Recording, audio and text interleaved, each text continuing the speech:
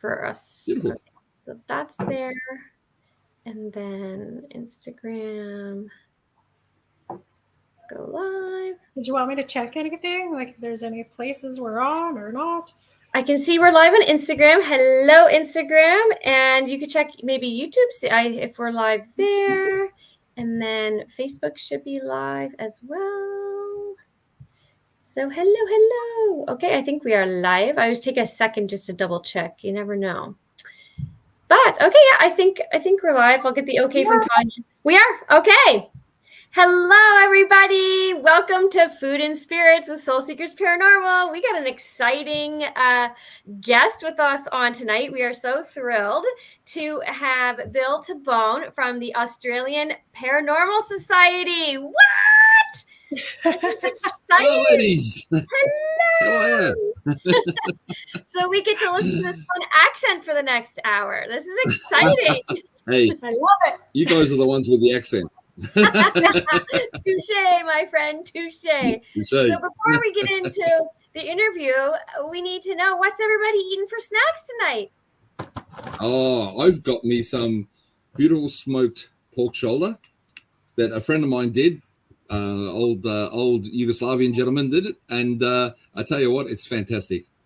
It's fantastic, and I got me a coffee, so I'm good to go. You're good to go. And, how about you, Eddie? Breakfast of Champions. I was going to say, because yes, he's in Australia right now. So for us, it's like, for me, it's 8 p.m., but Tanya's over in Calgary right now, so she's only 5 p.m. So we're kind of supper evening over here. Wow. You're having breakfast, so that's like pretty much Breakfast of Champions over there. Absolutely. And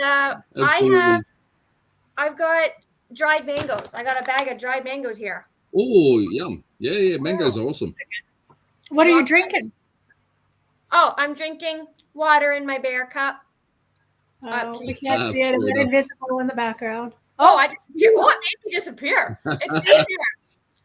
It's my little bear cup. It's a ghost. It is. It's like a ghost cup. What's happening? It's a ghost cup, isn't it? Woo! It's one of those predator cups. Oh. Yeah. Well, I'm having banana cream pie yogurt. Oh, yeah. Can you see it? Yum. And a matcha latte. I'm being fancy. Nice. And Good if choice. you guys are tuning in, for the audience who's tuning in, this is Food and Spirits. So, there's food and we're talking about spirits. So let us know what you're eating. What are you having tonight when you're watching us? Go get a snack. Let us know in the comments. What are you eating? We want to know. Just curious. Yeah. Because we love food. We love food. So we have to combine that with our other love, which is the paranormal. Absolutely. Food, ghosts, together at last. Well, better combination. So Food and Spirits kind of came from whenever Amy and I do a paranormal investigation, we always end the night in what we call ghost chos, which is nachos, but they're like loaded nachos with all the things. And we eat our nachos and we decompress about the investigation. And then we try to go to bed at some point. But that's just kind of how Food and Spirits came about. That's awesome. Great story. Yeah. So why don't we start with you, Bill? Let's back it right up to, introduce everybody to the Paranormal Society. Let's hear how you began. Let's hear your roots. I would love to hear all about how you became the Paranormal Society, the Australian Paranormal Society. Paranormal Society. That's it. Well, basically, it's probably getting close to 15 years now that the society's been running. Initially, there was a group of people similar to us that got together, and that lasted all of about a month. And what the Australian Paranormal Society, but basically, in reality, it was more Amanda and myself took that on, and when everyone sort of disappeared, and took the name basically on and built it from there. So, Amanda and myself really are the founders of this society. And we've built that through, a lot of hard work, a lot of trying to be as professional as we can. We pride ourselves on our professionalism and helping people and educating, etc. Just trying to keep us at a high standard and lift others as well with us, and anyone that wants to come along for the ride is more than welcome. So, we're that. Before that, we had this wonderful name called the International Ghost Seeker Society. So that's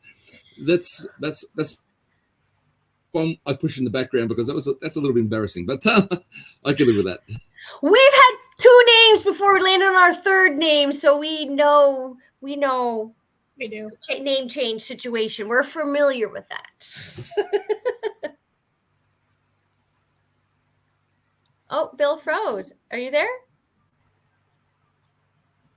So it's not just me, is it? No, Bill's frozen. Hopefully he comes back. Oh, shoot. We just got started. Oh, there he goes. He's back. All right, I'm back. Hi, you're back. You just froze for a second. So I don't know if you heard me. I was just saying that we're all too familiar with the name change situation. We changed your name twice before we landed on Soul Seekers, so it's all good.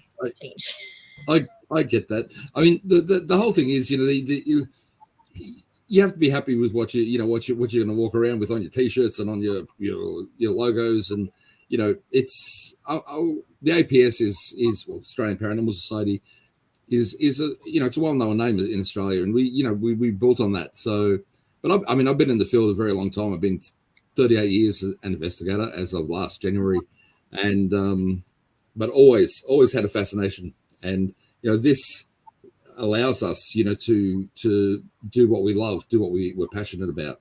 I mean, Amanda's a medium, and she's been seeing spirits since she was 3 years old, and so there's been that passion since before we could even remember, yeah. Mm-hmm. So was the when people, can anyone from all over the world, for question 1, can people all over the world, is your society, when it says Australian Paranormal Society, is it a society that people join and they pay dues and they're a part of it, or is it just your name is just well known? That's our name. We have a team that are the core of the society, and then we have associates. We have people that we work with. They're not necessarily APS members, but they are associates of ours. And we have people that join our Facebook pages and social media and such and follow us. And that's how the society works. So we have our core team who does the investigations, who does the events and all that. And, we go out from there. We try to keep it quite small, the core, because I found I had a big team. I had, at one stage, I think I had up to over 30 people in our investigation teams when we had different regions set up. And it just, unfortunately, people do silly things, and it would just cause, it caused a lot of issues. So we tend to keep it quite small with people that we trust. So yeah, the core. Yeah. So how did you get into paranormal? You said your wife is a medium. Yep. How did you get into this world? I've had a passion for all things unusual, strange, spooky since before I can remember. Since being a little child, I'd watch and sneak out and watch, anything I could on ghosts and UFOs and cryptids or whatever. I'd read everything. I'd chase articles from very little. I can't even remember when it started. So I've had this passion for these sort of things, and then we were. I was thinking, how can I go out looking for ghosts? I wasn't sure. I was back when I was sort of looking to get more involved. We didn't have the internet. We didn't have that. We had what we could read and what we could watch on a documentary or a news article. So I did a lot of writing to people, and some I got answers from, some I didn't, on how to do things. And then, when I was 19, I did my first investigation, which was of a cemetery, and it was a bit of a debacle, I always say attempted investigation because it didn't go great. With a couple of people that weren't really into it. It was just me and a couple of others, and and we had I had my dad's old video camera, which was about this big, like it was huge. I had I think I had a tape deck, and that was it. Tape You know, deck. tape deck. Yeah, that was trying to do some recordings, and it was just what it was. I think if I recall, we didn't even take torches with us, so that was really silly. And so that was the first foray into this sort of thing, and built from there. It was a lot of years in the background. I spent probably close to the first 20 years just myself, and anyone that wanted to sort of hang around with me, just doing bits and pieces before we got much more organized and involved. So. But I always say that's a foundation stone. We're always learning, as you know. We always got to learn, and if you stop learning, you become stagnant. But that first 20 years, and it sounds 20 years. I mean, but really, in reality, what do we know about the paranormal? We know very little. So I use those years, and I see them as my foundation. That's how I've built the base that I'm building on now. So that's amazing. Yeah. What do you specialize in when you're doing your investigation? What kind of techniques or tools do you prefer? Yeah, well, I really love the audio, the ITC stuff, the EVPs and recordings, and I love to hear the stories. I love it. I love it. Mandy actually works. She works on cold cases a lot, and that's her main work.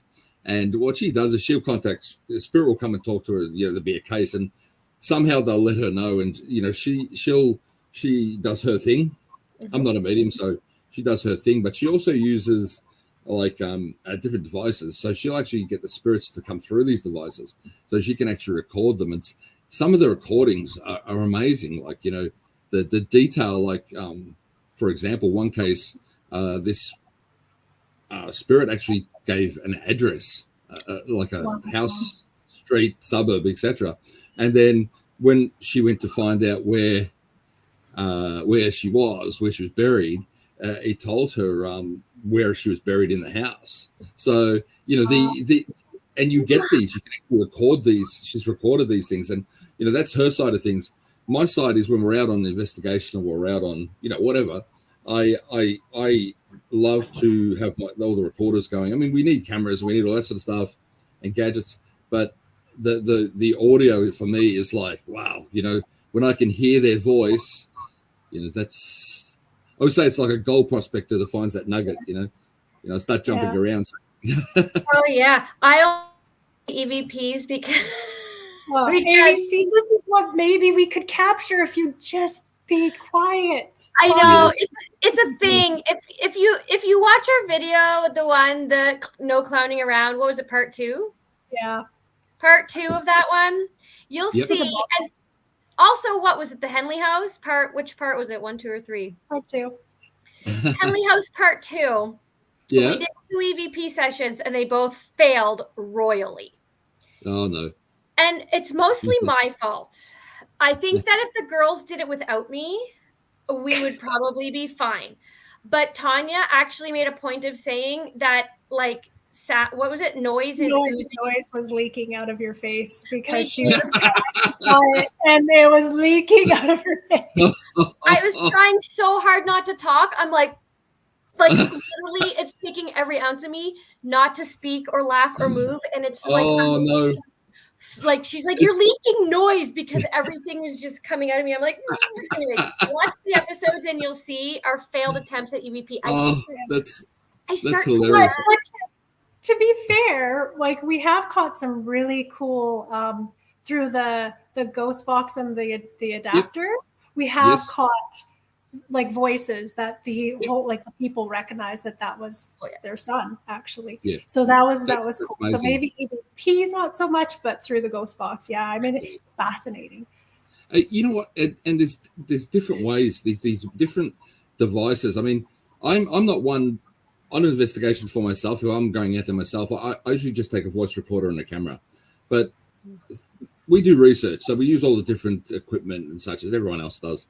But I find, these spirit boxes, these portals, these, ovuluses, if when you look at the bigger picture and you take things into context, there's really some good answers coming through there. And you know, I find it fascinating. I really do, like the way a spirit can communicate. As any, I'll give you, like, you know, and we know our loved ones go on, and we, you know, whatever your beliefs are, religious doesn't matter, but we know their spirit goes on. Amanda and I, we actually lost three when we were having babies. We actually lost one. We had one. We lost one. We had one. We lost one. We haven't. So it was, you know, it's pretty horrible. But with Amanda's work, these ones that we've lost have actually come through, and we have recordings. Some of them are just beautiful. Like, you know, one of them says, you know, hello, mummy.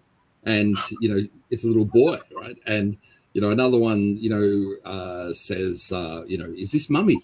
You know, and then there's an older, because, you know, on the other side, they can change their age, etc.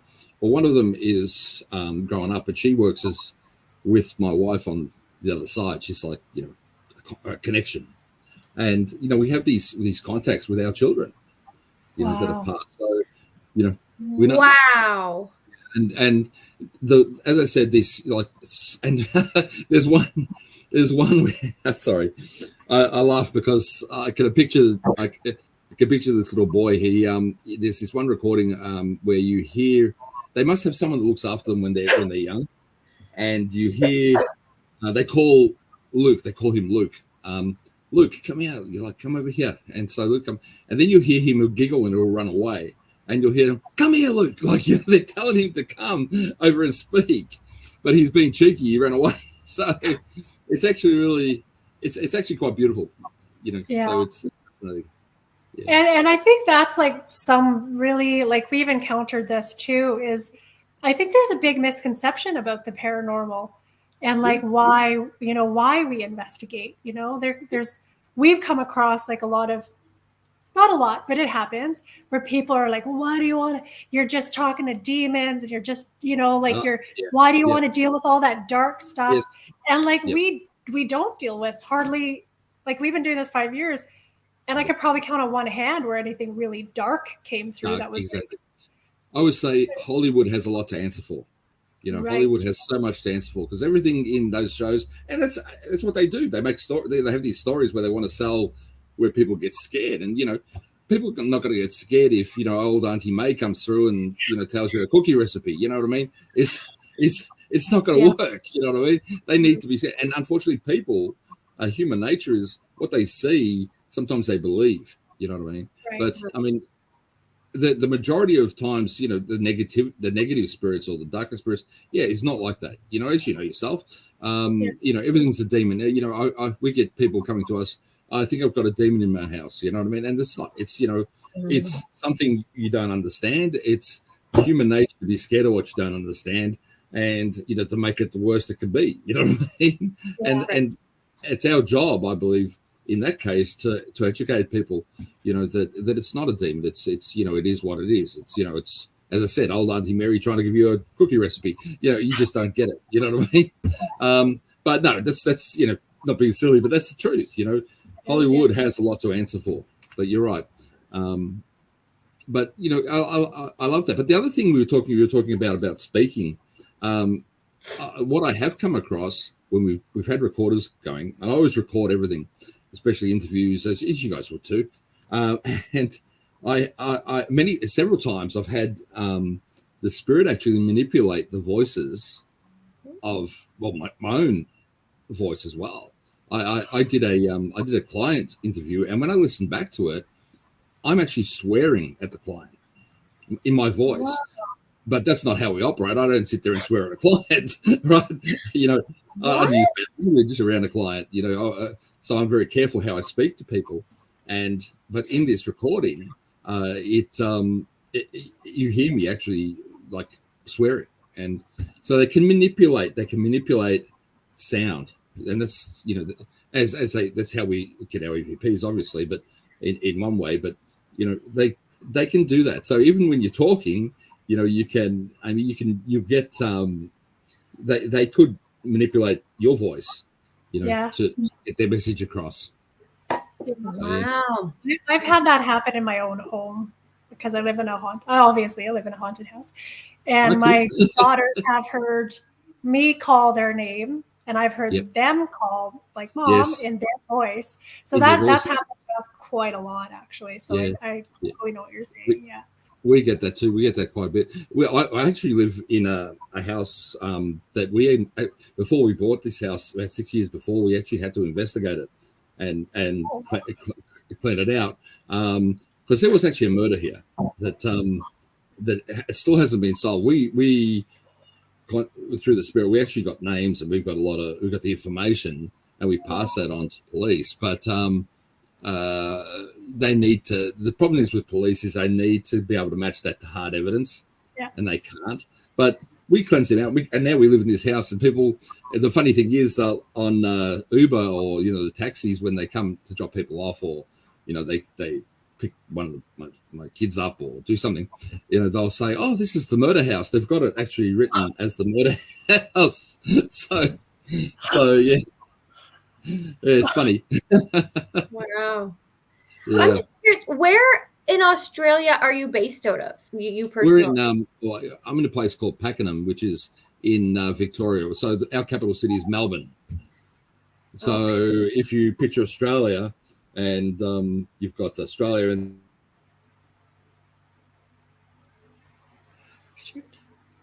did I lost him again? Oh, I wasn't sure if it was me because the internet's kind of yucking here. You're good. He's just frozen again. He'll be back, I'm sure. Yeah. I mean, we are talking legitimately across the world to each other. I know. It's really quite fascinating, isn't it? It's so fascinating. And we're all in 3 different time zones. Yeah, because you're over. An illusion, isn't it? It's crazy, yeah, because you're over Calgary. I'm over here in Nova Scotia, and he's over in Australia. Yeah. He'll be back. We'll give him a second. How's your snacks, Tanya?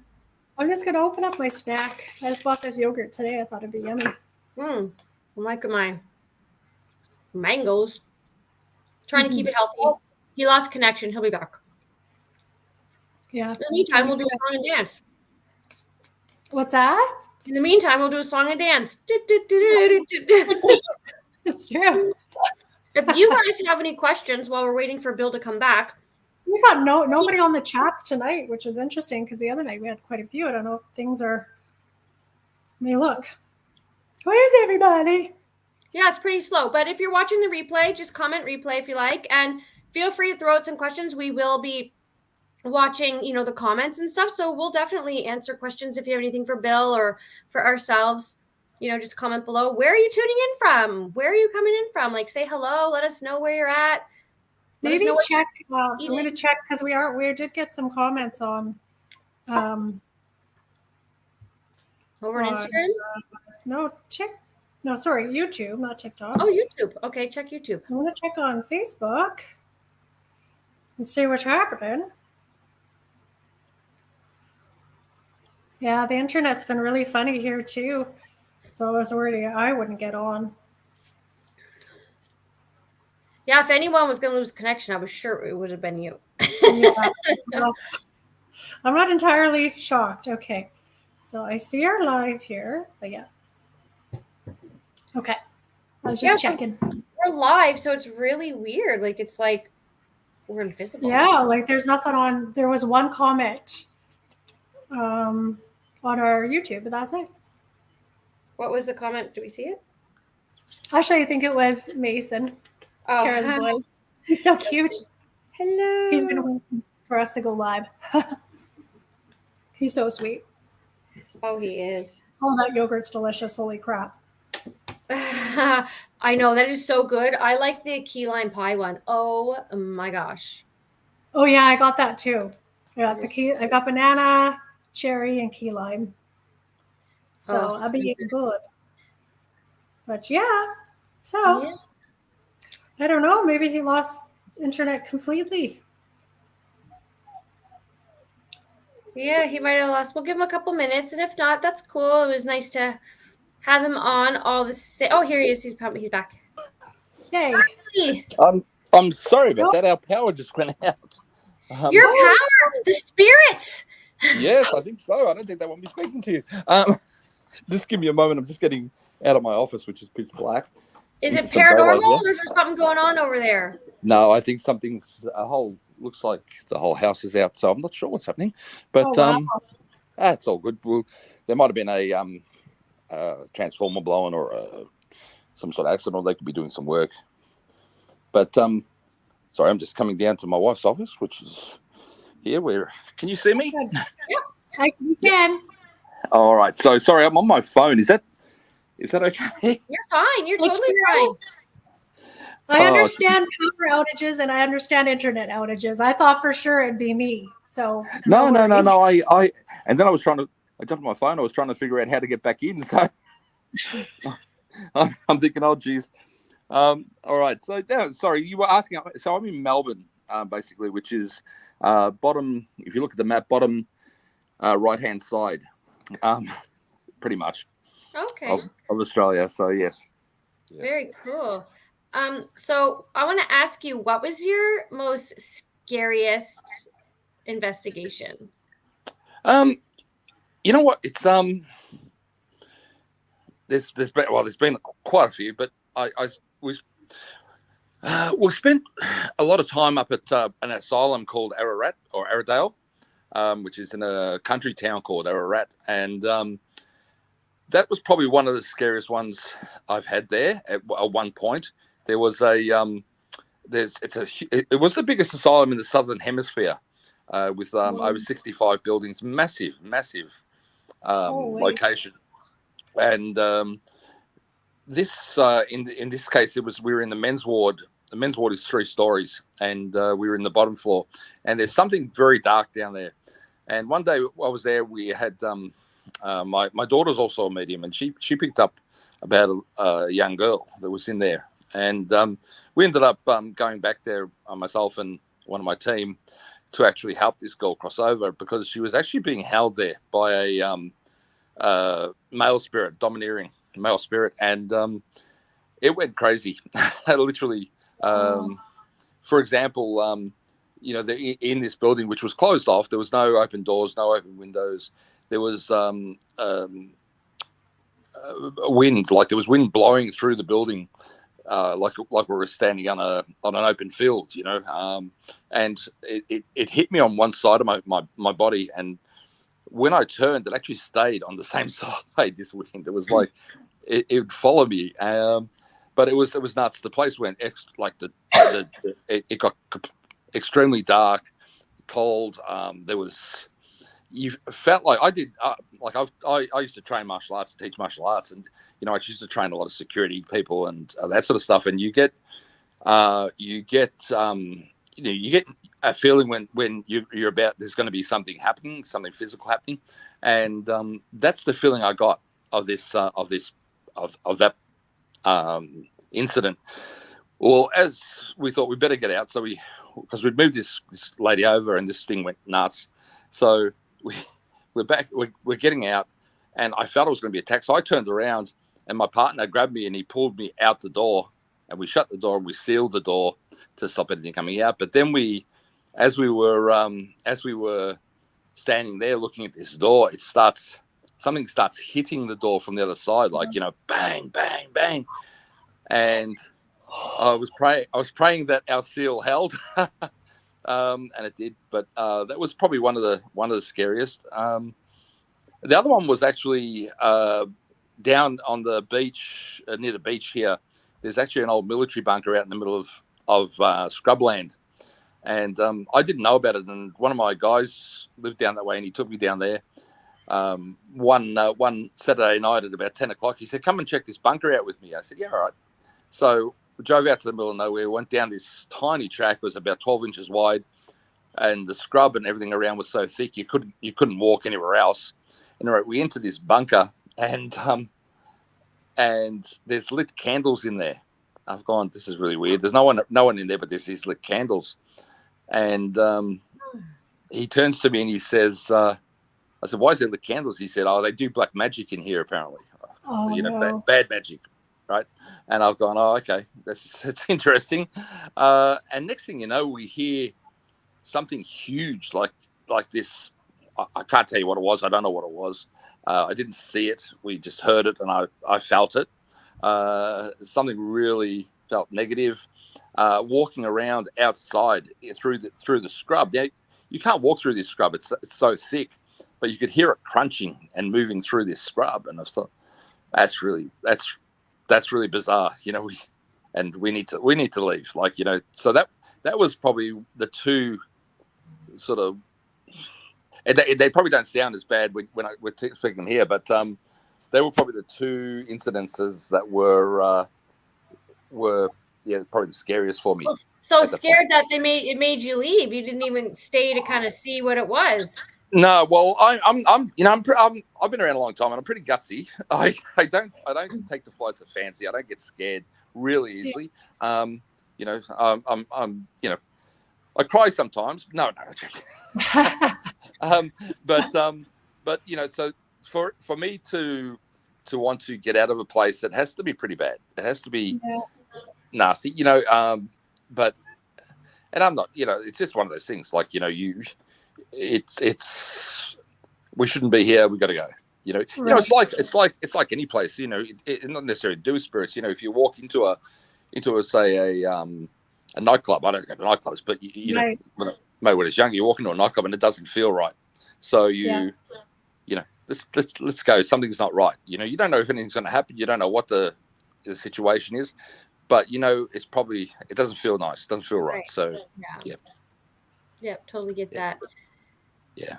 So if you, I have a question for you, because we get some people, we've had lots of people that are skeptics and we've converted them. Very cool. I love it when we convert the skeptics. But if there's any skeptics out there like that, do you encounter people that are skeptical about what we do? Absolutely. I actually like skeptics. I think what they do is they keep people honest a lot of the time, because they're going to pick your stuff apart, which it gets annoying, obviously. But what it does is it makes you put up evidence that is of high standard rather than just rubbish. You know what I mean?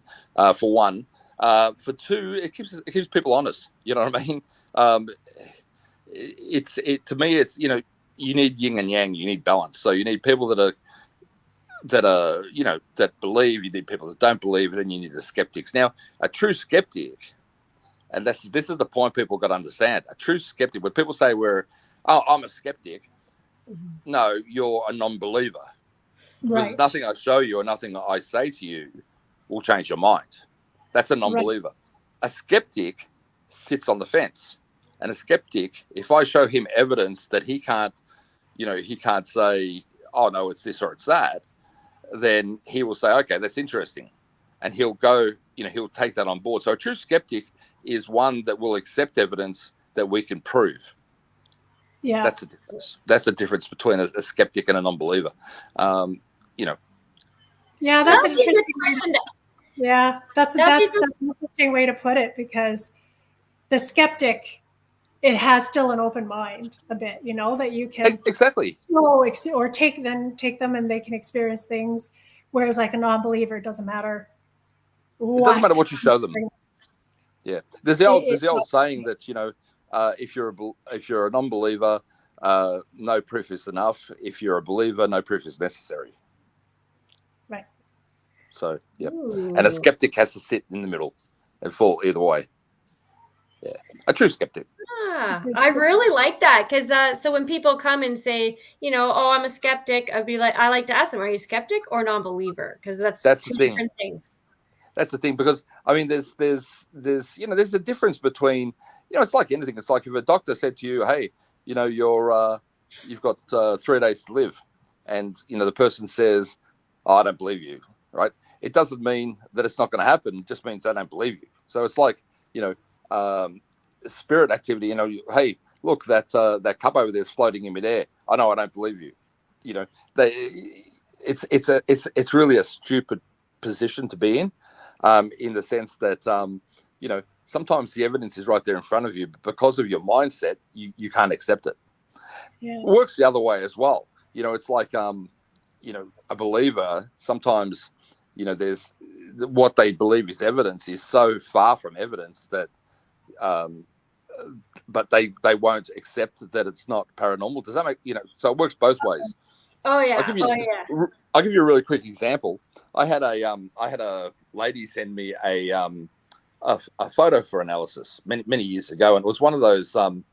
It was the spirit in it was one of those ghost app things, where you put the ghost in the photo.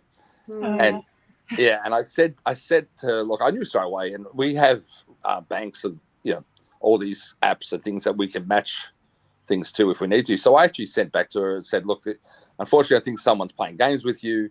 It's actually being created by an app, and I sent her the actual app, and I sent her the photo of the spirit on the app sheet, and it's exactly the same, man. And her response to me was, I thought you'd be more open-minded. So no.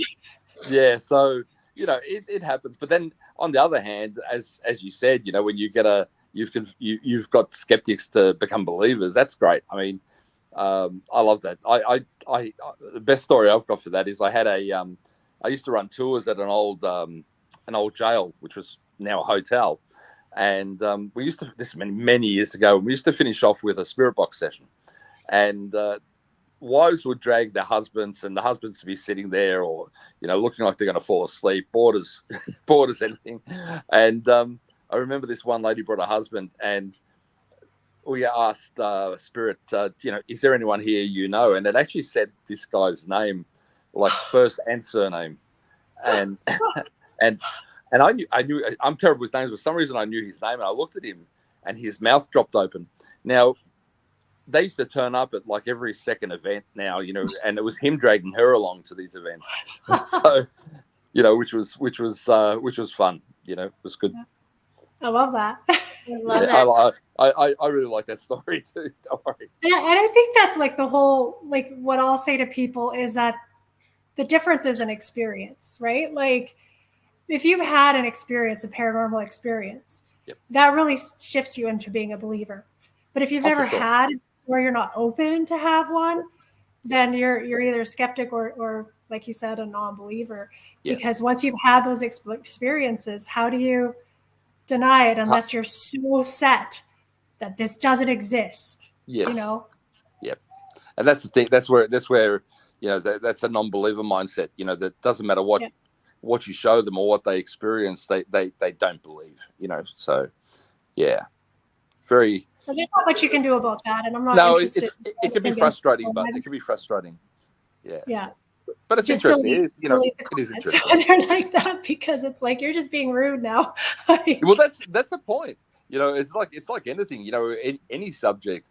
If you've got someone who they've been presented with the truth, or and they can't really say refute it.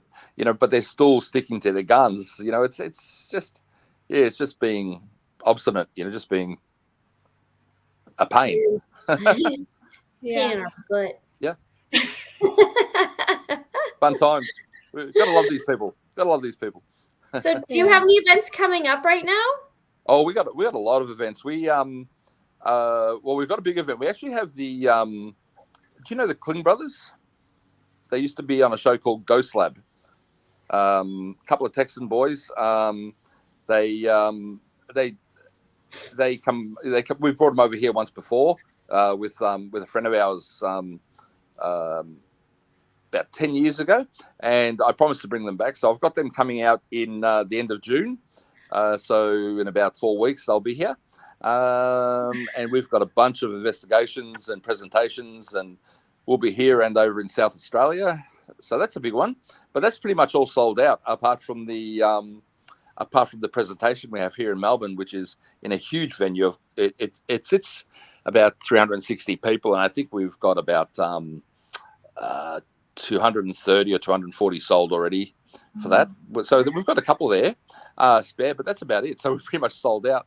But we do have other places, other locations. We have a new location, which is at what's called Victorian Trades Hall, which is a grand old building. It's massive, and it's the oldest operational trades hall in the world. So which is really interesting. We have that actually. I'm there tonight. What's a we trace have, hole? Trace hole?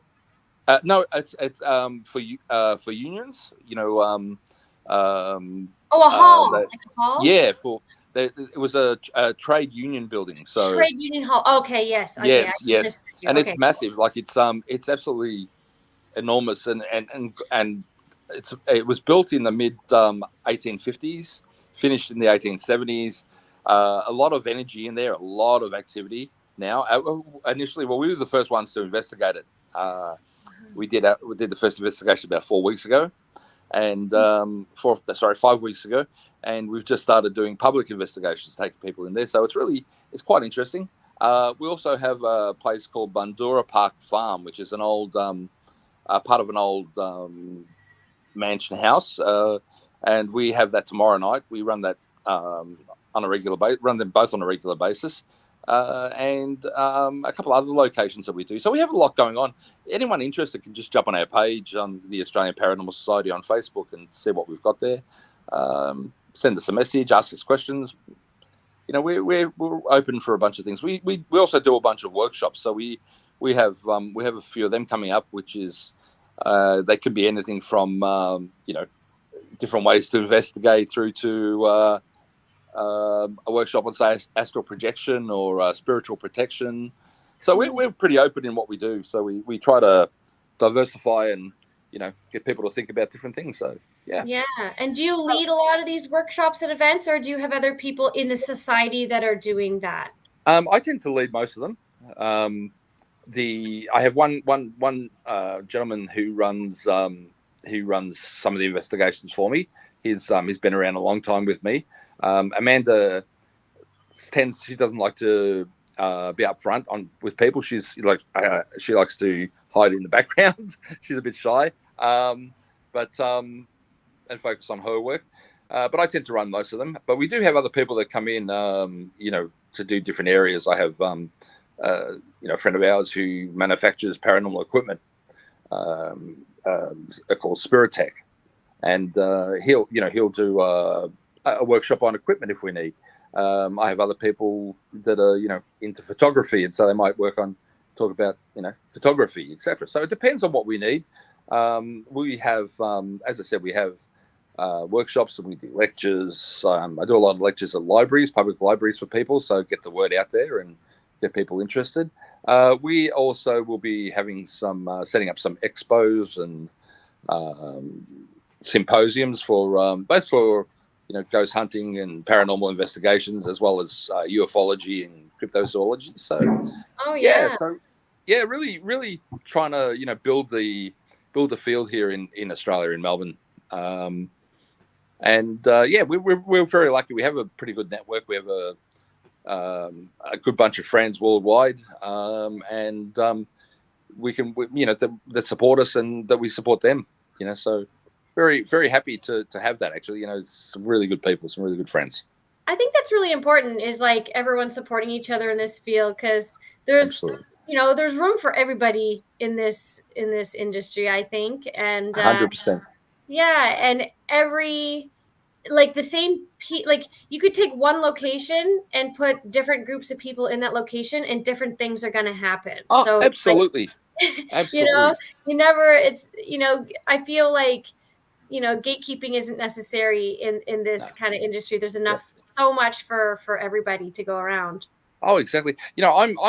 I'm very much part of what we do. Like, for example, the Kling Brother event, that's to give something to the paranormal community, for us to say, hey, this is something different. Let's all embrace it. Let's get into it, and build. They're from the States, so build some sort of connection with the States. And I'm lucky enough. I've been, they're friends of ours, and I've been over there to do things with them. And but other people, they when they're starting out, or when they don't have those connections, they need to have the it's good to help people, you know what I mean, to be able to get into places and have experiences. So, you're right, there's room for everyone. And unfortunately, in any field, there's always good and bad. So, sometimes you encounter the people that, that want to run everything. And it you just got to say, nah, that's not how it works. You know, let's build something for everyone. Exactly. Yep. Do you think you'll ever come over to Canada? Well, really want to. I'm actually going to the States because I have an event there, but I really love to. We're going to an event there, but I'd love to head over to the States. We've actually got a couple of friends over there that I'd love to catch up with. Is their name Tanya and Amy? Sorry, I said, is their name Tanya and Amy? no. JD, and a couple others. Of course, it is you guys. Of course. You know what? It's you guys are awesome. I love people that are just happy and and enjoy the paranormal. It's great. Sometimes people, sometimes it's hard. It's hard to know how people are going to be. You know what I mean? But it's really good with you guys. I get on here and I feel so relaxed. That it's just like chatting to family. Yeah. Well, that we call ourselves Feel Good because for quite a while we were trying to fit into what it seemed the paranormal world wanted of us, or what we should represent of ourselves. But then we're always laughing and having fun and being goofy. And so instead of hiding from that, we're just embracing it because that's who we are. It's just we can't help it. And that's awesome.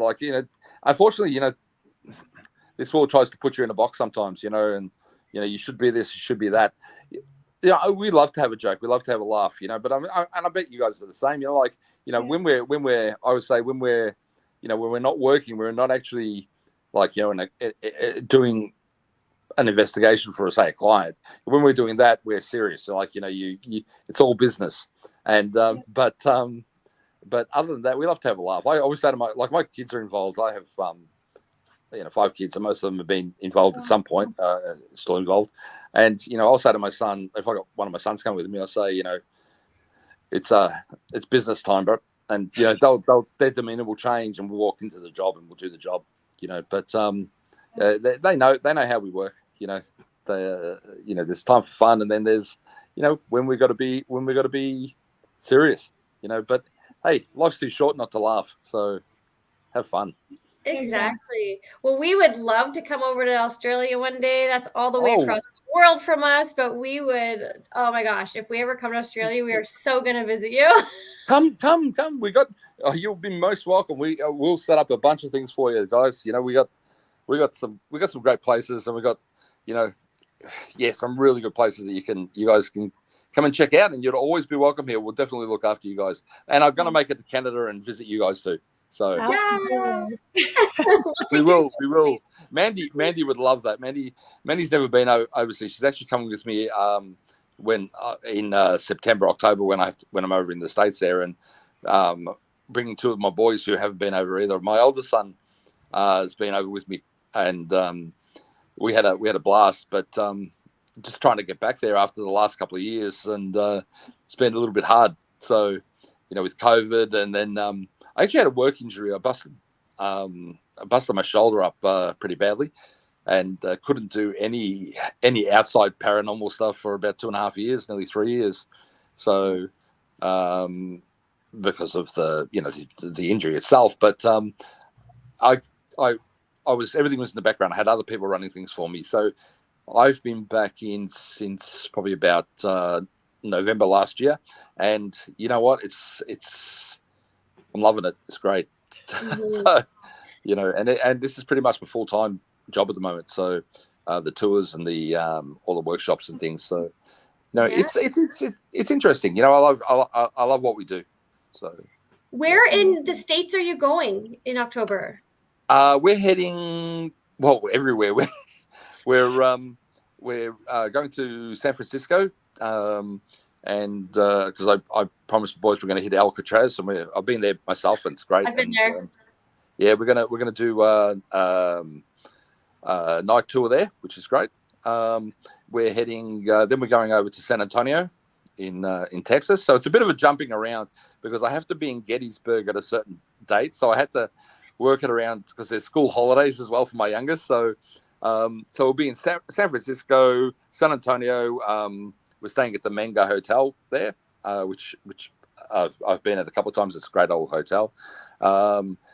Then across to New Orleans. We're going to spend a few days in there, and then drive down to the Myrtles plantation and actually staying at the Myrtles plantation.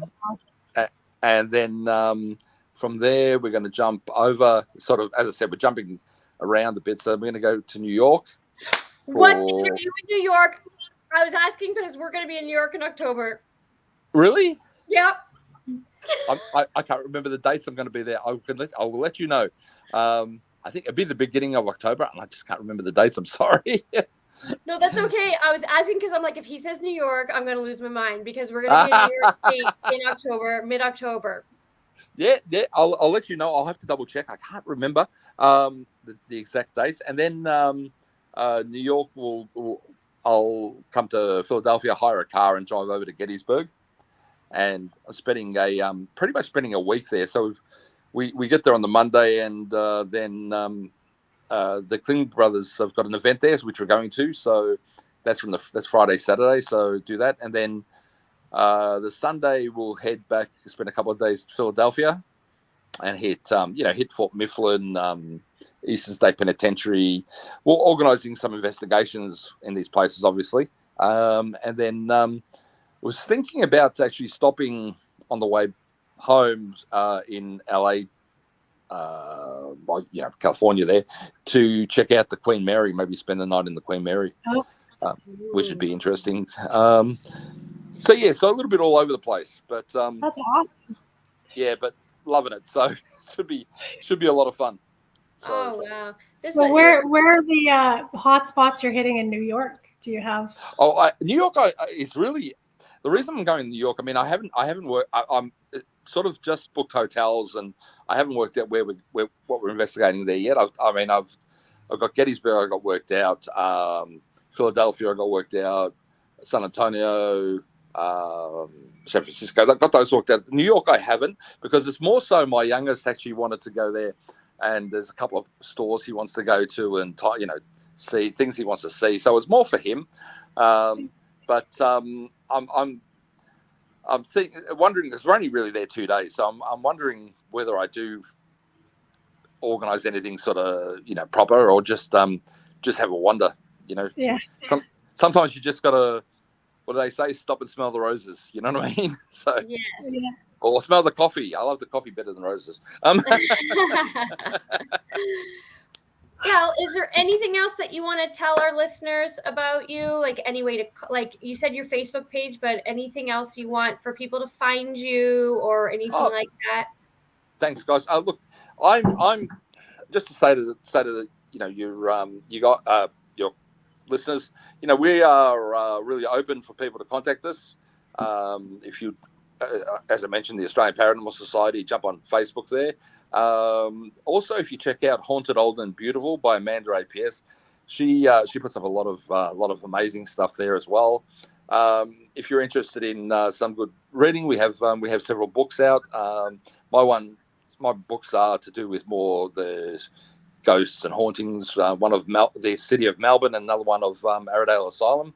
Amanda's got several books out, 2 volumes of From the Mind of a Medium, which is really good if you're trying to develop your psychic abilities, or just curious about that side of things. And another one which is to do with her experiences as a medium, as a nurse, growing up, which is really interesting. You can find them on the page. But other than that, if you're in Melbourne and you're looking for some spooky things to do, some investigations, contact us. We're really up for helping you find things to do. There's a lot of different opportunities here, and in Australia, we have all the contacts, and hit us up. We're happy to help you plan your visit. So ladies, get your tickets and head on over. Yeah, I think it's going to be in our future, Tanya. Yes. Yeah, I hope so. We'd love to have you over here. Trip. We'll have to bring our families over and make a big family trip, and then we can, kids can play in the day, and then Tanya and I go out at night and do our ghosty stuff. Absolutely, kids will love it here. My place where I live, we actually have some bushland across the road, and the kangaroos come and actually feed on our front lawn. So Wow. we have echidnas running around. all sorts of wonderful animals. So the kids can come here, and it gets a bit dusk, and you head out the front, and you'll see 5 or 6 kangaroos sitting there eating the grass. So it's amazing. Oh my gosh, Tanya, do you have any other questions before we say goodbye? No, just saying that the same invitation is our way as well. We would love to I can't wait to we are get, hostesses with the hostesses. I can't wait to get over to Canada one day. I really would. Hopefully not too far away.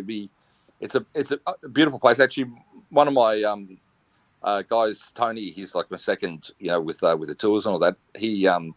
His wife's family, actually, a lot of them come from Canada, so they're over there quite often. And she's a figure skater, so she doesn't mind the snow and all that when she's over there. So you know what I mean. But no, look, I really appreciate you guys having me on. It's been a lot of fun, and I apologise for the blackout. It's still off, so we'll see what happens there. That's not a problem. If you don't hear from us, send help.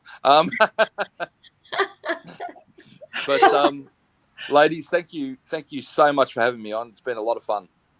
Thank you for coming on. It was such a pleasure, and we'll be talking to you soon. Take care, guys. Thank you. Bye. Bye.